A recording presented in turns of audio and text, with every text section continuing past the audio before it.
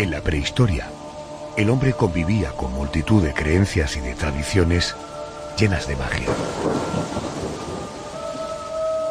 De entre todas ellas, esta noche nos queremos detener en una, la de los ídolos de la fertilidad. Preocupados por la fecundidad de las cosechas y de los animales, los hombres de aquella época tallaron enormes piedras a las que dieron una forma que combinaba la del hombre y la de la mujer. Aquellos ídolos mágicos eran clavados en la tierra. De esa forma, creían que su poder se extendía sobre los huertos y sobre la ganadería que les rodeaba. De eso han pasado 5000 años. Son muchos los elementos arqueológicos relacionados con la fertilidad que han ido apareciendo en excavaciones realizadas a lo largo y ancho de nuestro país.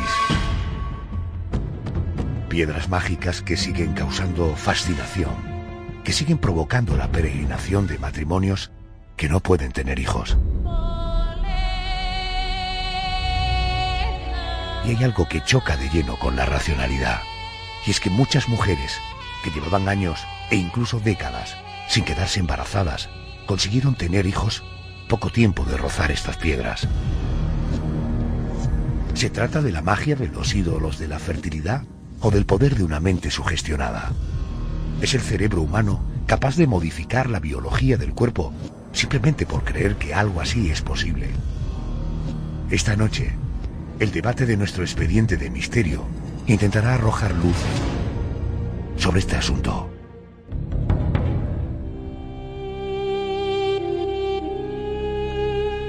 Tal y como ocurría en épocas antiguas, el hombre se asombra ante el misterio, ante la magia, ante las supersticiones. José Manuel Frías, buenas noches. Buenas noches, Adolfo. Parece que hay muchos paralelismos en este sentido entre épocas pasadas y la nuestra. La magia, las supersticiones, el misterio, siguen sugestionando al ser humano. Pues sí, como bien dices, en lo básico no hemos cambiado tanto, sobre todo en cuestiones de creencias relacionadas con la trascendencia. Y la principal es la creencia de una vida después de la muerte, o sea, la creencia de que no todo acaba tras la muerte. Y ese ha sido el motivo de que en un momento determinado de la historia, hace más o menos unos 20.000 años, el hombre empezara a enterrar a sus semejantes y además a enterrarlos con todos los honores. Ya no se trataba solo de una carcasa vacía, sino del vehículo de un alma, de un espíritu que ahora escapaba del cuerpo. Por lo tanto, se empezaba a respetar esos restos mortales. Pues supongo que aquello de los ajuares funerarios arranca también desde ahí, ¿no? Sí, eso es incluso más llamativo. Llegó un momento en el que el ser humano estaba tan convencido de que después de la muerte existía otro estado de conciencia que se comienza a enterrar al difunto rodeado de elementos que usó en vida, desde alimentos hasta armas, pasando por adornos. O sea, se creía que, al igual que el cuerpo tendría su reflejo en el más allá, también lo tendrían esos objetos y por lo tanto le servirían para vivir más cómodamente, teniendo junto a él pues las cosas que le pudieron servir en vida. Y desde aquel momento, a pesar de los milenios que han pasado, muchos seguimos convencidos de que esa vida más allá de la muerte existe. O sea, todos enterramos a nuestros muertos con respeto y muchos rezan o realizan misas por ellos. Yo creo que ahí es donde se puede comprobar que en ese sentido no somos muy diferentes de nuestros ancestros. Hoy no vamos a hablar de si los hombres de la prehistoria creían en la vida después de la muerte, sino de otra creencia. Nos referimos a los ídolos de la fertilidad. José Manuel, ¿cómo podríamos definir lo que es un ídolo de la fertilidad? Pues eran piedras talladas, piedras pulidas, que según la creencia de aquella época, sobre todo en el periodo del Neolítico, servían para fertilizar campos y ganadería. Sus formas eran muy diferentes, pero normalmente solían ser de aspecto fálico y con una protuberancia que representaba un embarazo. De esa manera unían lo masculino con lo femenino. Y muchas de ellas tenían dos grandes ojos, con los que supuestamente, según la creencia, impregnaba de magia aquello que le rodeaba.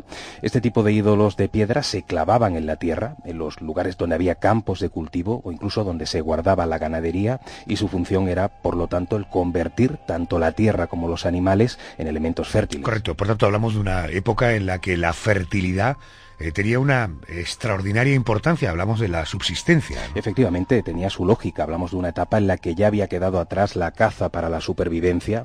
El hombre ya no cazaba, ahora se había asentado en núcleos, vamos a decir, preurbanos, en colectivos humanos, y esos hombres y mujeres se ganaban el sustento con la agricultura y la ganadería. Por eso, de la fertilidad de los campos y de la fertilidad de los animales dependía que pudieran comer, y de ahí que se preocuparan tanto por el aspecto de la fertilidad. De entre todos los ídolos de la fertilidad que se han encontrado, uno de los más singulares apareció en el pueblo malagueño de Almargen. Corría el año 1992. ¿Cómo se encontró esa pieza? Se encontró en la zona baja del pueblo, un entorno en el que ya habían aparecido anteriormente más piezas arqueológicas. Se ve que ese subsuelo pues está plagado de elementos pertenecientes a civilizaciones antiguas prehistóricas. Bueno, un grupo de albañiles estaba trabajando en las obras de cimentación de una vivienda cuando uno de aquellos obreros, al excavar, se tropezó con una piedra muy grande, muy pesada.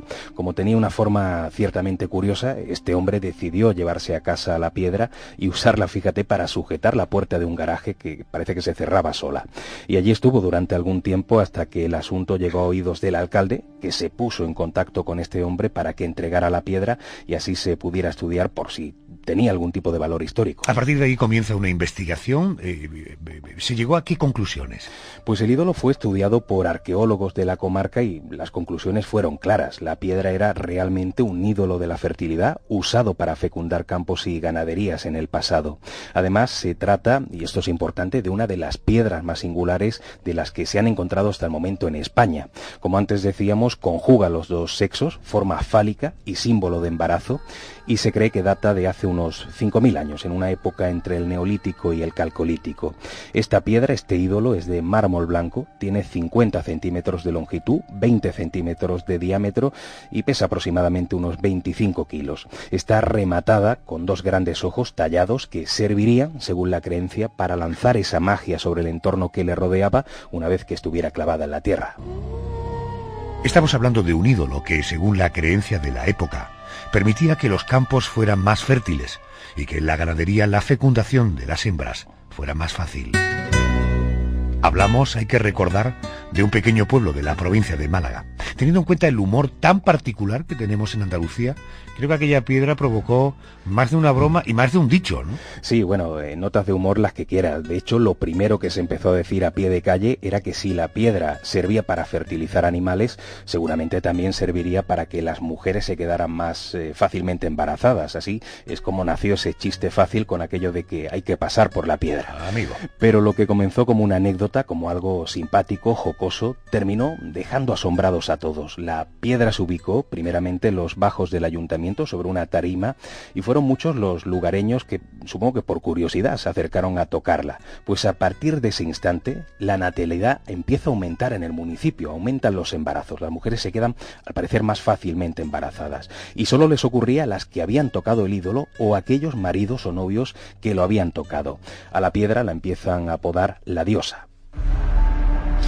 José Manuel, me hablas, entiende mi escepticismo, de una cosa muy subjetiva, es decir, las mujeres que quedan embarazadas por tocar la piedra, una piedra, esa piedra, cuando sin la piedra también hubieran podido ser madres sin ningún problema. ¿A eso nos estamos refiriendo? Sí, pero hay algo más.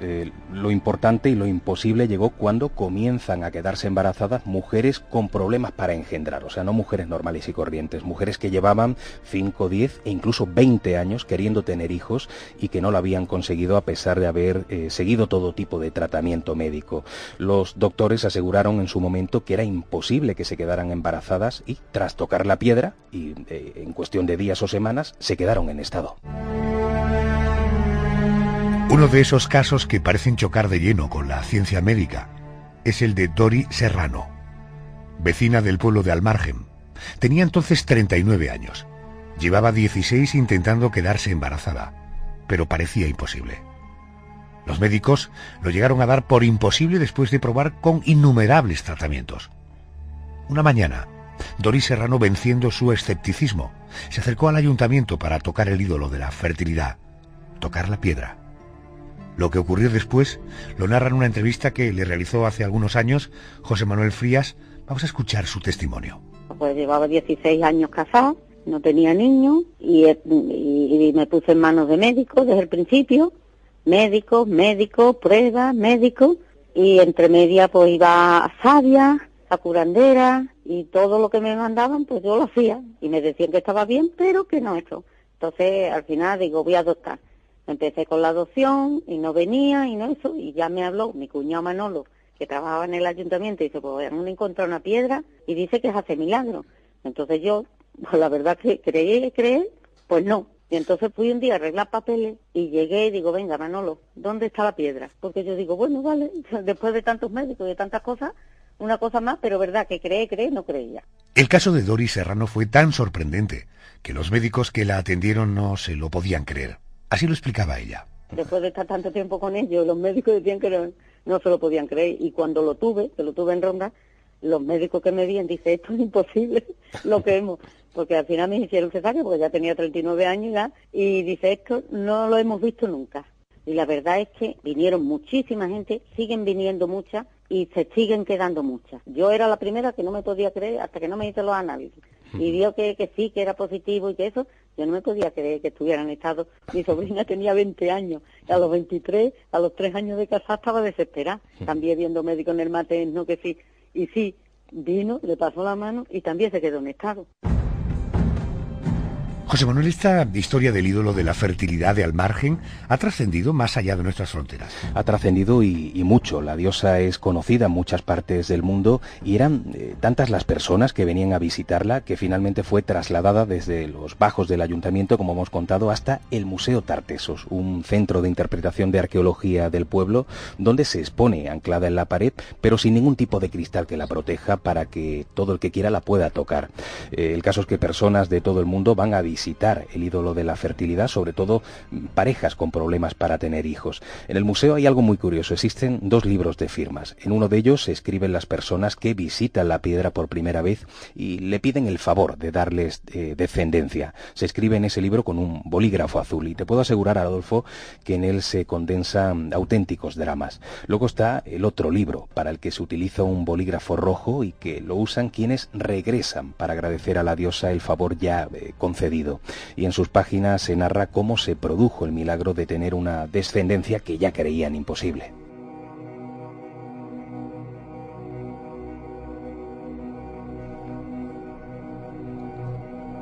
Los casos de mujeres que después de mucho tiempo intentándolo consiguieron ser madres tras tocar el ídolo de la fertilidad de Almargen, como bien dice José Manuel Frías, nos puede llevar a pensar que el poder no esté en la piedra, que el poder esté en la mente.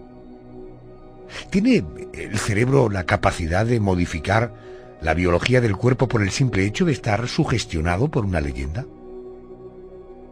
Para profundizar algo más sobre esta tesis o este hecho, hemos querido contar con la opinión de un médico. Él es uno de los más prestigiosos otorrinolaringólogos de nuestro país, es autor del libro La última puerta, de la editorial Oberón. Miguel Ángel Pertierra. Doctor Pertierra, buenas noches y bienvenido a COPE. Buenas noches, pues nada, encantado de nuevo estar aquí con vosotros. Lo primero es, ¿una mente sugestionada puede adquirir determinadas capacidades? Puede adquirir, evidentemente, determinadas capacidades y puede bloquear otras capacidades que había tenido.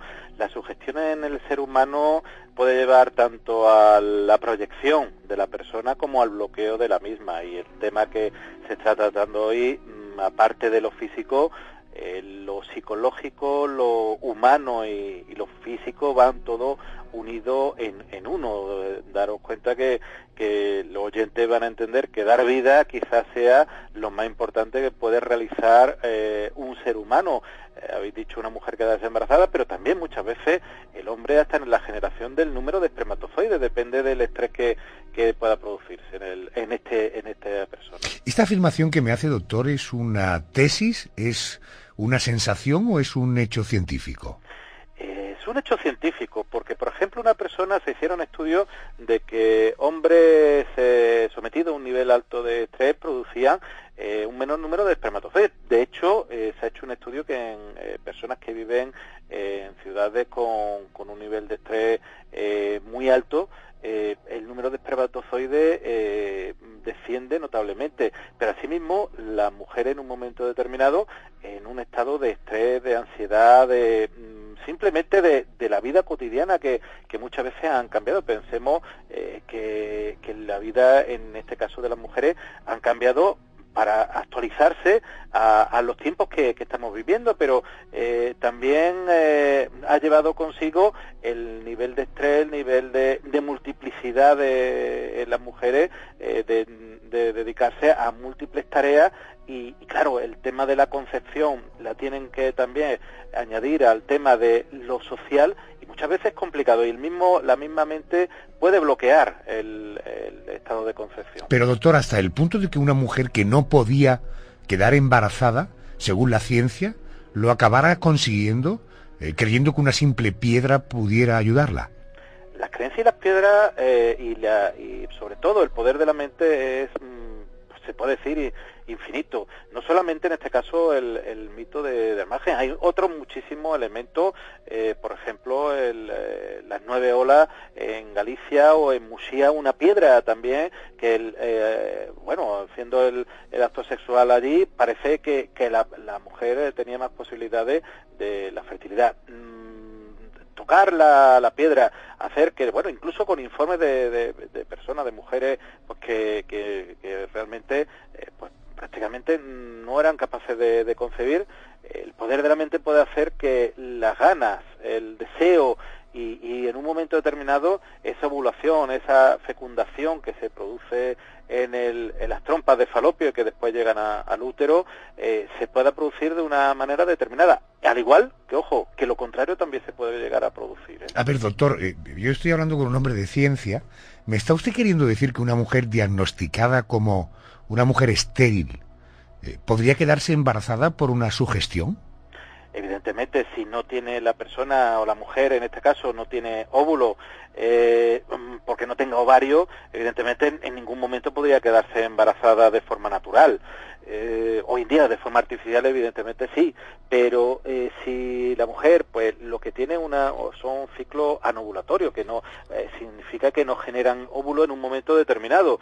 El poder de la mente puede hacer en un momento determinado también, igual que las inyecciones con hormonas que se utilizan hoy en día, puede hacer que su mente haga que genere una serie de ovulaciones, o incluso algunos óvulos que en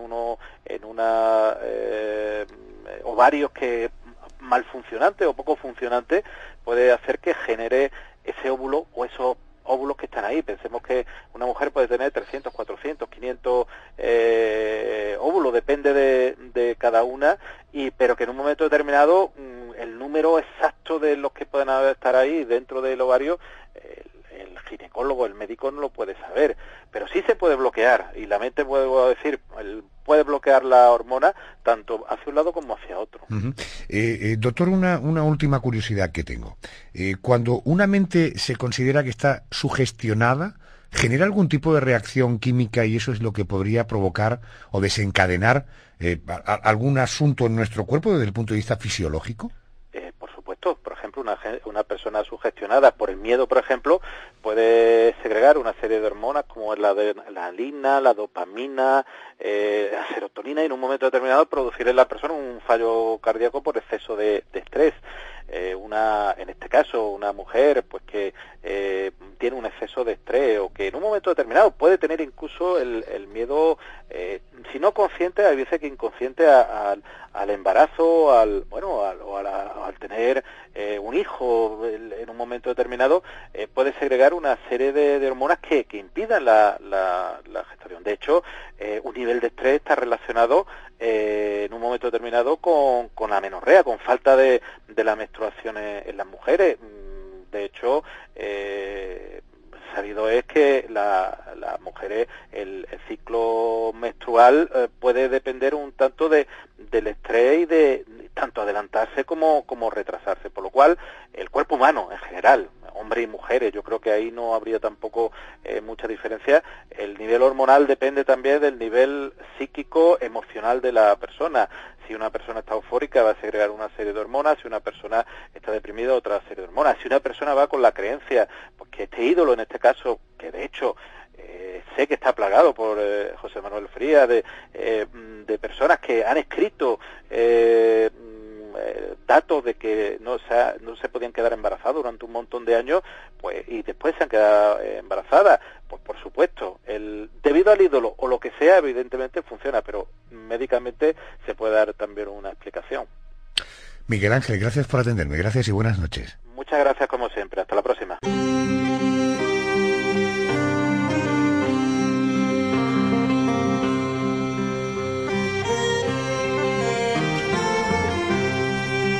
Ya lo decíamos antes, hoy no queremos quedarnos solo en Andalucía. Vamos a viajar al norte, a tierras gallegas, para conocer otros elementos arqueológicos relacionados con la fertilidad, elementos milenarios que aún siguen recibiendo miles de visitas.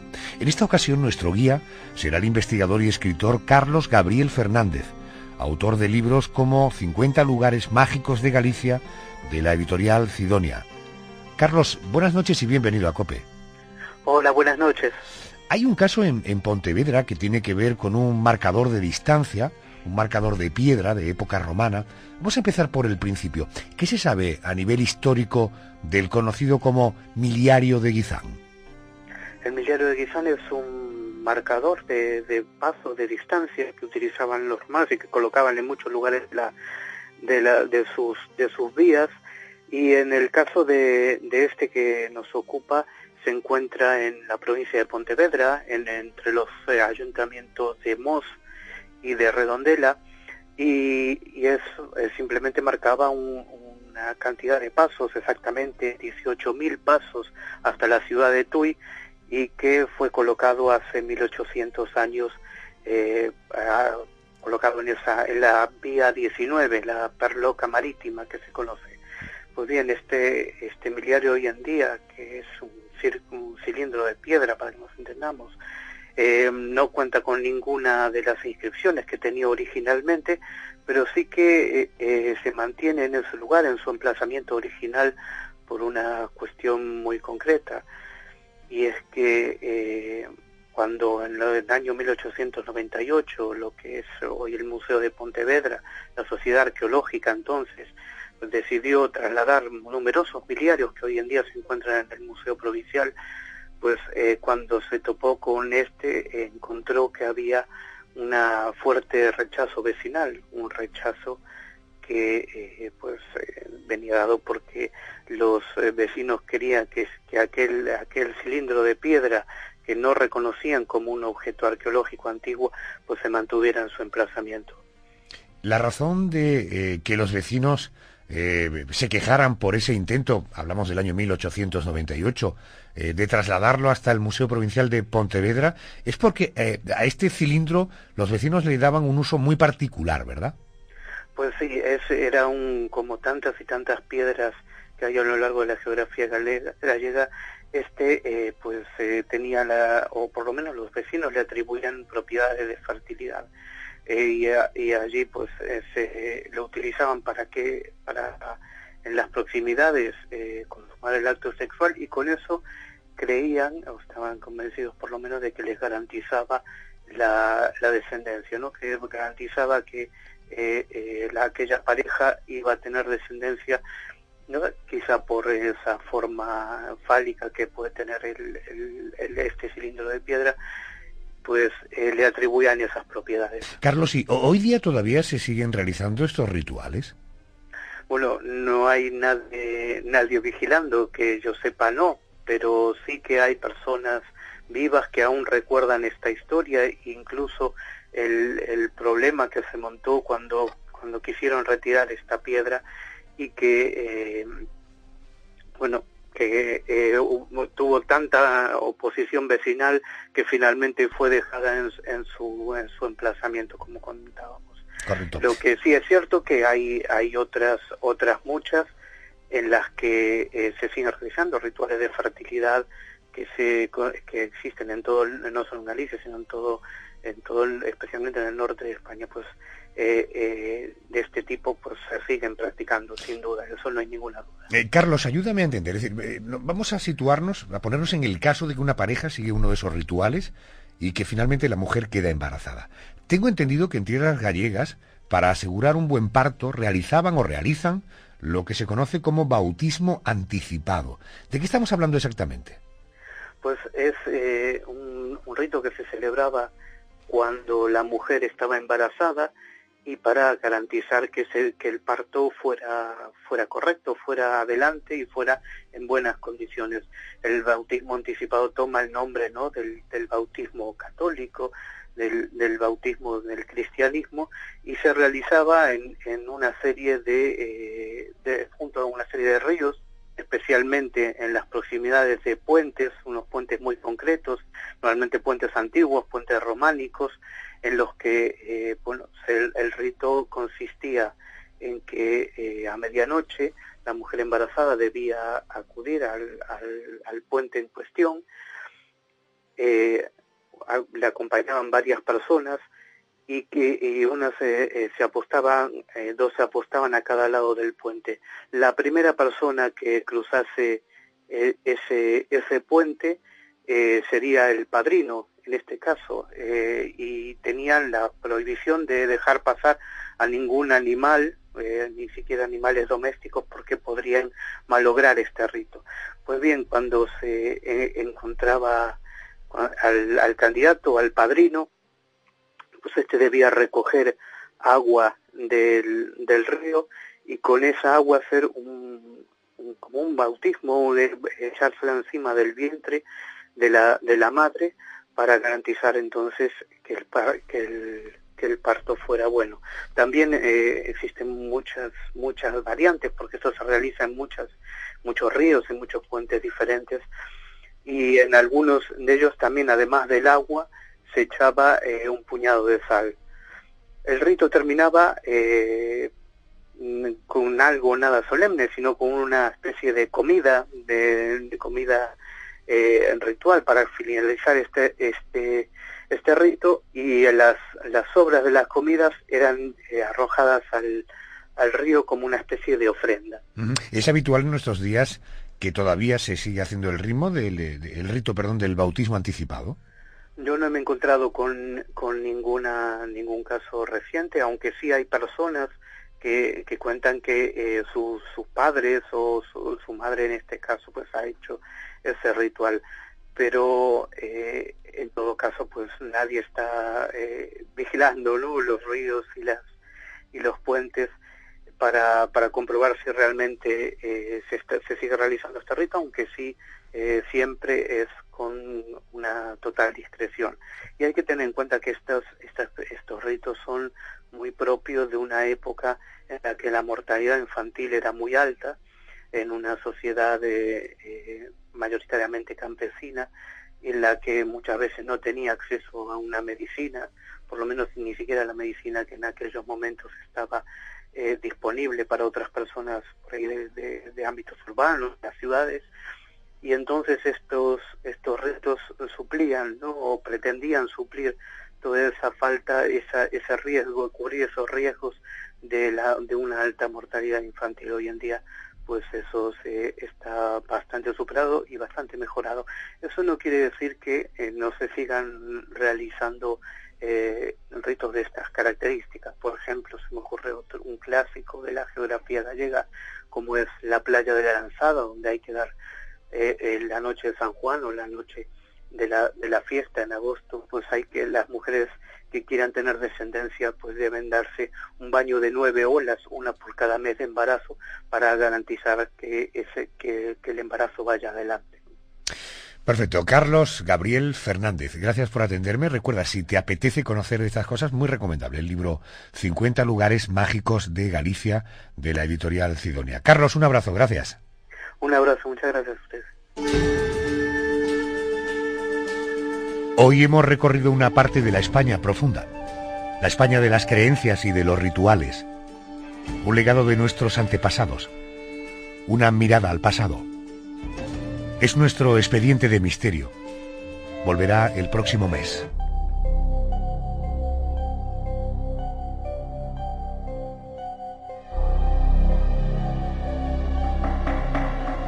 José Manuel Frías, la semana que viene abriremos otro expediente de la Crónica Negra. Claro que sí, gracias. Buenas noches. Buenas noches.